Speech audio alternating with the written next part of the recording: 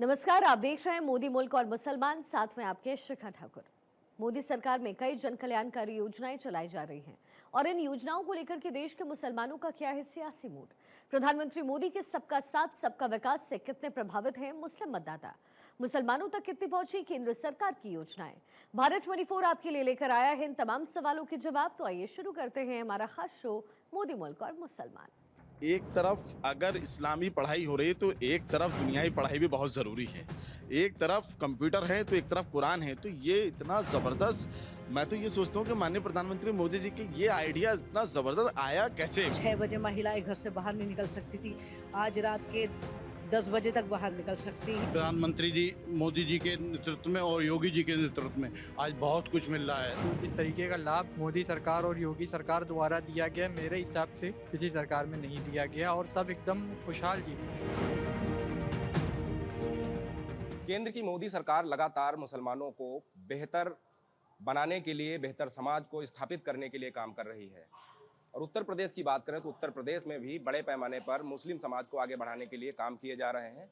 इसको लेकर हमारे साथ तमाम मुस्लिम समाज की महिलाएं बातचीत करने के लिए मौजूद हैं। और आप हमारा सबसे खास कार्यक्रम मोदी मुल्क और मुसलमान देख रहे हैं और मैं आपके साथ नीलेश चौहान हूं।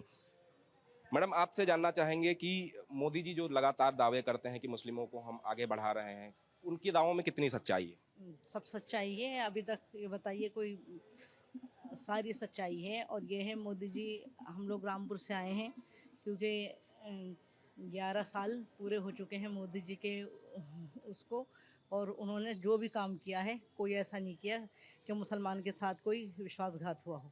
ठीक है, हर काम में सच्चाई है। जैसे 3 तलाक है, महिलाएं इससे बहुत खुश हैं।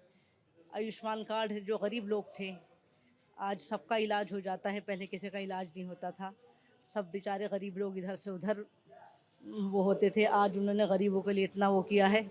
और 6 बजे महिलाएं घर से बाहर नहीं निकल सकती थी, आज रात के 10 बजे तक बाहर निकल सकती हैं। पहले घरों में तलाक दे दिया जाता था, बोलकर शौहर चले जाते थे। अब कितना बदला है मोदी जी की सरकार? बहुत ज़्यादा बदल गया इस टाइम। तो पहले से बहुत दिक्कतें आती थी, अब कोई भी दिक्कतें और महिलाओं को नहीं है। और लेकिन गरीबों के लिए बहुत ज़्यादा मदद है कि अनाज से भी है, हर चीज़ की सेवा है उनके लिए, विधवाओं के लिए भी है, सभी के लिए सेवा का मौका दे रहे हैं। बहुत अच्छा है। मोदी जी लगातार कह रहे हैं कि हम मुस्लिम समाज के महिलाओं को उनका घर देने का, छत देने का काम कर रहे हैं। क्या वाकई में ये लाभ आप लोगों तक पहुंच रहा है या राशन का लाभ पहुंच रहा है? हाँ, पहुंच रहा है। राशन भी मिल गया है, सब सुविधाएं हैं, सब काम सब सही बढ़िया हो रहे हैं। कहा जाता है कि मुस्लिम जो हैं मोदी जी के सरकार में सुरक्षित नहीं, आपको कैसा लगता है? हमें तो सही लगता है, सब सुरक्षित है, सब इंसान बंदे बढ़िया रह रहे हैं, सब कोई दिक्कत नहीं, कोई परेशानी नहीं। मोदी जी तमाम दावे करते हैं कि हम मुस्लिम समाज को आगे बढ़ाएंगे, खासतौर पर पसमानदा मुस्लिम को। कितनी सच्चाई है उन दावों में? पसमानदा मुस्लिम का इस समय सुकून से जी रहा। पसमानदा मुस्लिम ने सारे कोई भेदभाव नहीं है, जितने भी विकास हो रहे हैं सब निष्पक्ष होते हैं। जितनी भी आज के टाइम में नौकरी निकल रही हैं वो सबको मिलती हैं, उसमें कोई भी ना रिश्वत जाती है ना ही किसी की सिफारिश चलती है, सब निष्पक्ष होता है। जो भी योजनाएं हैं जैसे कि आयुष्मान भारत है वो सबको इलाज मिलता है, नौकरियों में कोई भेदभाव नहीं होता, तो सही है। मुस्लिम अल्पसंख्यक सही चल रहा है, इसमें कोई दिक्कत नहीं। इसी कारण मदरसों को लेकर जो विपक्ष है वो लगातार कह रहा है कि मदरसों को टारगेट किया जा रहा है और योगी और मोदी की सरकार कह रही है कि मदरसों को हम हाईटेक कर रहे हैं। नहीं, उसमें मदरसे क्या हुआ, कुछ मदरसे ऐसे थे जिनका बिना रजिस्ट्रेशन के चल रहे थे, सिर्फ कागजों में चल रहे थे, उसकी जांच हो रही है। जो सही है वो आज भी हैं, चल रहे हैं, जो गलत है वो बंद हो रहे हैं। तो ये तो ठीक है, जांच होना चाहिए। वक्फ संशोधन बिल को भी लेकर तमाम अफवाहें फैलाई गई कि मुस्लिमों से उनकी ज़मीन छीन ली जाएगी, आपको क्या लगता है? नहीं, ज़मीन क्यों छीनेंगे? मुस्लिम यहाँ का नागरिक है, ज़मीन थोड़ी छीनेंगे। हाँ, जो ज़मीनें जो पहले थी, बपुल औलाद ज़मीनें थी, अलग अलग ज़मीनें थी, उन ज़मीनों की जांच चल रही है। वो जिनकी ज़मीनें क्यों छीनेंगे? ऐसा नहीं है, गलत। ये तो विपक्ष का काम है, तो करता ही है, जो भी योजना होती है उसका गलत रखता ही है, लेकिन ऐसा कुछ नहीं। सर, आप क्या कहना चाहेंगे वक्फ बिल को लेकर जिस तरीके से तमाम भ्रांतियां फैलाई गई? हालांकि हकीकत तो ये है कि जिन लोगों ने गरीबों का हक मारा है, वक्फ की ज़मीनों पर कब्जा किया है, अगर वो खाली होती हैं, गरीबों को मिलेंगी तो अच्छा होगा। देखिए 2014 से पहले जो कुछ हुआ, वो आपके सामने था। और 2017 से पहले यूपी में हमें एक कब्रिस्तान की बाउंड्री बना के दे दी जाती थी, उसमें उलझा दिया जाता था, हमें कुछ नहीं दिया जाता था। आज माननीय प्रधानमंत्री जी मोदी जी के नेतृत्व में और योगी जी के नेतृत्व में आज बहुत कुछ मिल रहा है। आप राशन को ले लो, बराबर का हिस्सा में मिल रहा है।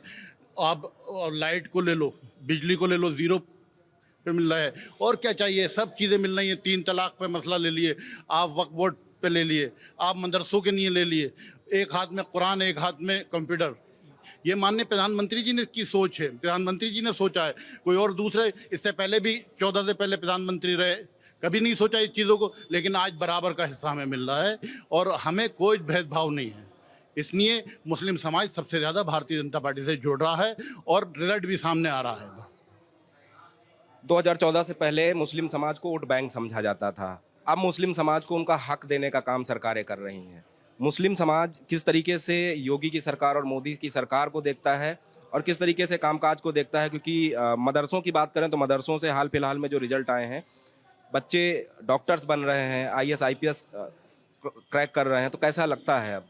देखिए 2014 से और 2017 से पहले ही यूपी की आपको सारी चीज़ें पता थी। मैंने अभी आपको बताया कि कब्रिस्तान की बाउंड्री बना के, क्योंकि मैं उस क्षेत्र से आता हूँ जहाँ रामपुर से आज जो मुस्लिम समाज के लिए 18,000 आवाज़ हमारे रामपुर में बने हैं, तो 14,000 आवाज़ मुस्लिम समाज के बने हैं। वो बिना भेदभाव करके सिर्फ एक काय की 2 रुपए की फोटो कॉपी पे उनको 1-2.5 लाख रुपए का आवाज़ मिल गया, जिनने कभी ये सोचा नहीं था कि हम ठंडी छाए में बैठेंगे, हवा चलेगी हमारी। उस समाज आज उस समाज को बिल्कुल एक मकान मिला, पक्का मकान मिल रहा है, ऐसी योजनाएं, आज राशन उसको मिल रहा है। तो ये भारतीय जनता पार्टी ने किया है, लेकिन और पार्टियों ने नहीं किया। हमें सिर्फ बैग समझ के हमें यूज़ किया गया, बाकी हमें कुछ नहीं दिया गया।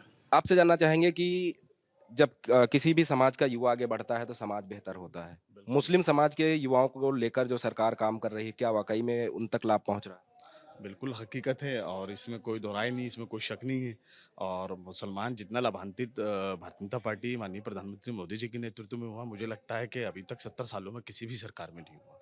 अपने आप में एक रोमांचक है और वाकई हम लोग बिल्कुल संतुष्ट हैं और बिल्कुल इस बात से हम लोग मुत्तफ़िक़ हैं कि हाँ, इस सरकार में एटलीस्ट कम से कम भाजपा सरकार की नीति हमें समझ में आती है कि कम से कम वो मुसलमानों के लिए कोई कर रही है लगातार। मतलब इसमें बताने की ज़रूरत नहीं है, जिस मुसलमान को लाभ मिला वो ऑलरेडी मिला है। इसमें कुछ चीज़ दर्शाने की ज़रूरत नहीं है। हर एक योजना में हम आगे हैं, किसी चीज़ में हम पीछे नहीं हैं। हमको तो कांग्रेस ने 70 साल में दिया क्या? हमें तो सिर्फ बरगलाया, बेवकूफ़ बनाने का काम किया, कुछ नहीं किया।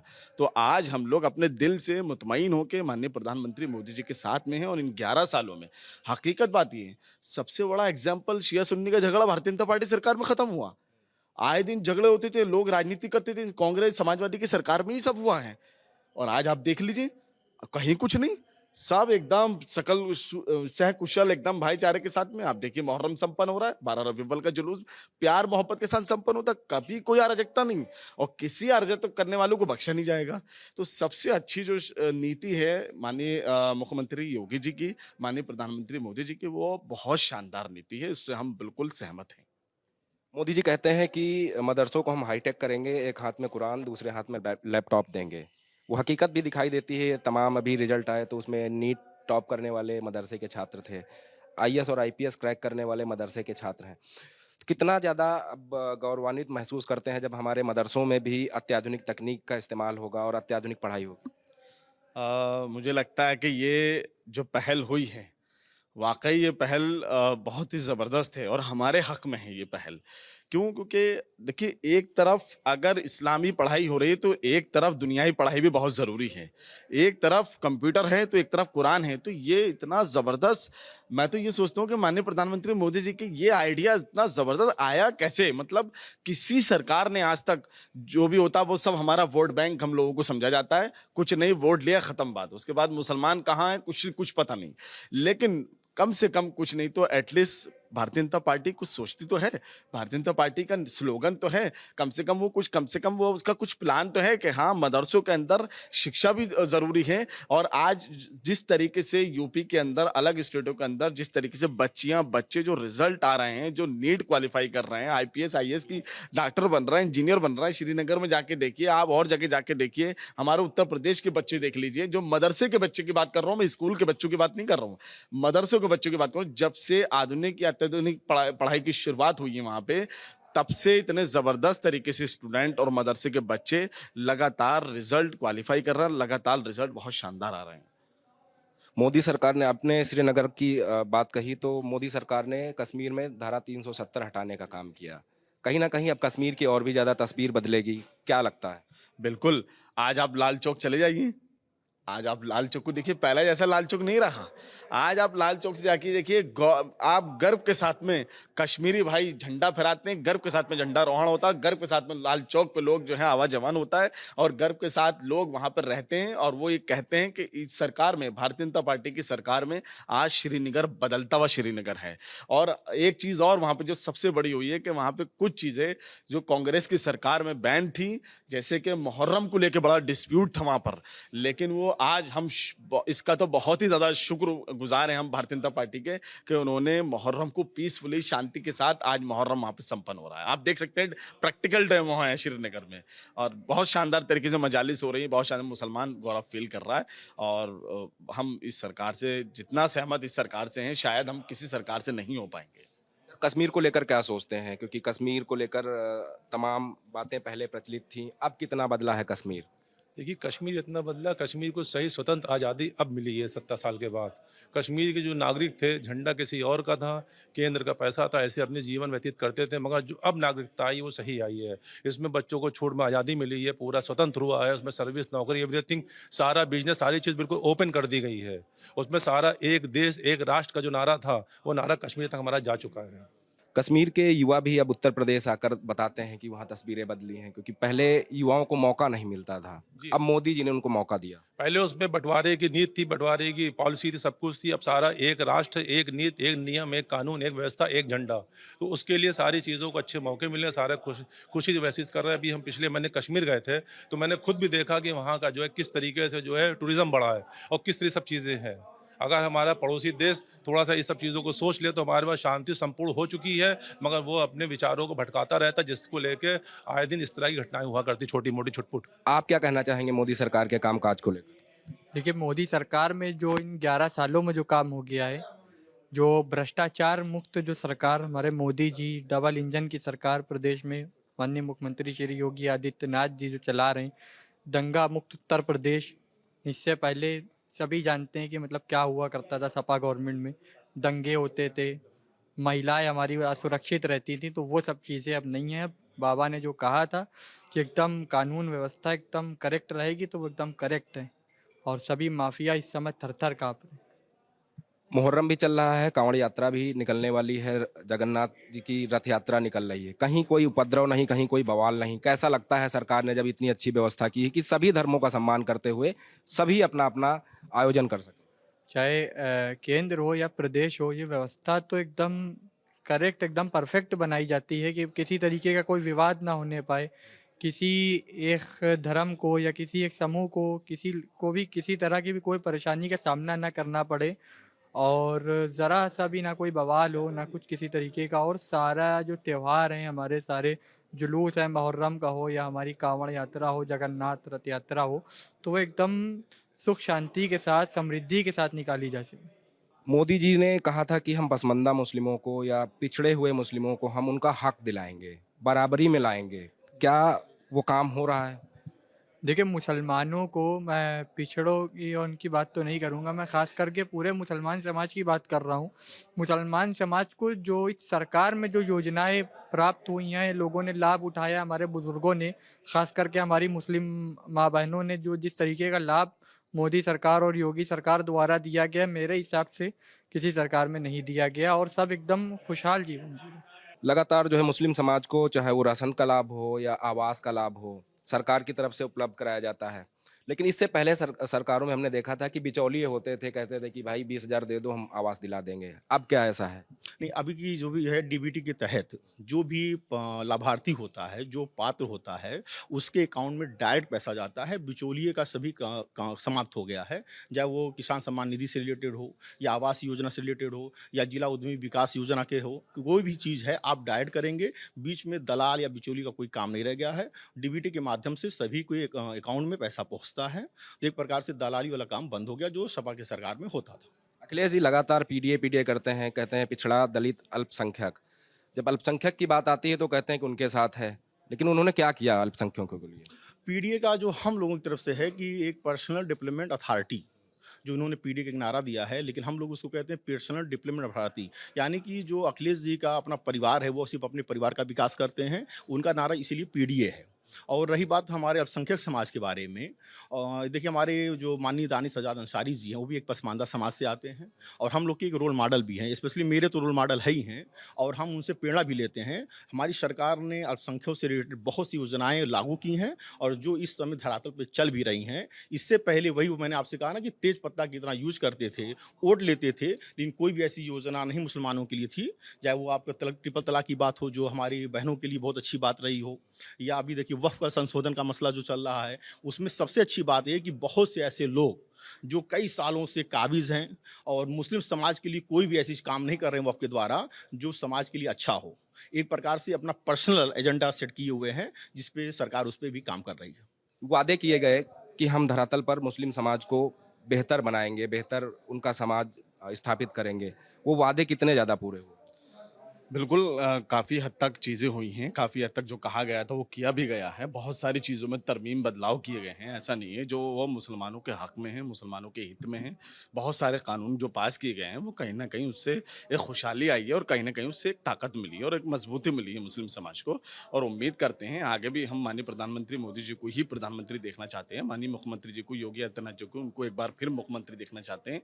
तो हमें उम्मीद है कि आगे जितने भी ऐसे इदारे हैं जिसमें भ्रष्टाचार और लगातार उसके अंदर उथल कूद हुई है, तो हम चाहते हैं कि बिल्कुल उसमें सही किया जाए, करेक्शन किया जाए और आगे भी हम उम्मीद करते हैं भारतीय जनता पार्टी सरकार से कि मुसलमानों के हित में जो भी करेगी बहुत अच्छा करेगी, बहुत बेहतर करेगी। वक्फ संशोधन बिल की अगर बात करें तो विपक्ष ने तमाम भ्रम फैलाए कि वक्फ संशोधन बिल अगर लागू होगा तो ज़मीनें चली जाएंगी, लेकिन हकीकत ये है कि जब वक्फ संशोधन बिल लागू होगा तो उन मुस्लिमों को उनका हक मिल सकेगा जिन पर कोई दबंग मुस्लिम ने सेंधमारी की है या जबरन जो है वक्फ की ज़मीन पर कब्जा कर रखा है। देखिए वक्फ का मामला एक ऐसा मामला है कि हालांकि मैं तो किसी काबिल नहीं जो मैं वक्फ पे बोलूं, और हमारे ऊपर और बहुत सारे लोग हैं जो हमारे उलमा हैं, हमारे रहबर हैं जो वक्फ को पूरा लीड कर रहे हैं, देख रहे हैं। वक्फ देखिए, वक्फ असल में जो भी संपत्ति होती है वो अल्लाह की होती है। क्यों? क्योंकि हमारे यहाँ एक कॉन्सेप्ट है कि हमारे यहाँ कोई भी इंसान वो अपनी उसके पास जायदाद है या पैसा है या कुछ भी, तो वो अल्लाह के नाम पे वक्फ करता है, यानी वो किसी भी आदमी की नहीं होती, वो ज़मीन अल्लाह के नाम पे होती। उससे गरीब, मिस्कीन, पिछड़े, दबे कुचले लोगों के लिए मदद होती है। ऐसे इदारे बनते हैं कि जो यतीम बेवाओं की इसमें उनसे उनकी मदद मिल सके। तो ये जो भी इसमें प्रॉपर्टी होती है, जो भी इसमें होता है, वो सब अल्लाह के नाम पे होता है। इसमें कोई खुर्द-बुर्द नहीं किया जा सकता। अगर भाजपा सरकार, माननीय प्रधानमंत्री मोदी जी अगर इसमें करेक्शन करके, जैसे भ्रष्टाचार हो रहा है या जो लोग ऐसे हैं जो आज तक हमें पता ही नहीं चला, मुसलमानों को ही पता ही नहीं चला कि वक्फ की कमाई कितनी है। हकीकत बात है, आज तक हमें कभी ये पता ही नहीं चला कि साल की कितनी इनकी इनकम होती है वक्फ से और इसका ऑडिट कब होता है, क्योंकि हमें हमारे लोगों ने जो वक्फ काबिज रहे उन्होंने सिर्फ अपने ही घर भरे और हमें कभी बताया ही नहीं। और वक्फ संपत्ति हमारी जब हम लोग हैं उसमें और अल्लाह के नाम पे वो संपत्ति है, तो यकीनन हर एक मुसलमान को पता लगना चाहिए कि उसमें ऑडिट कब हो रही है, उसकी इनकम कितनी है।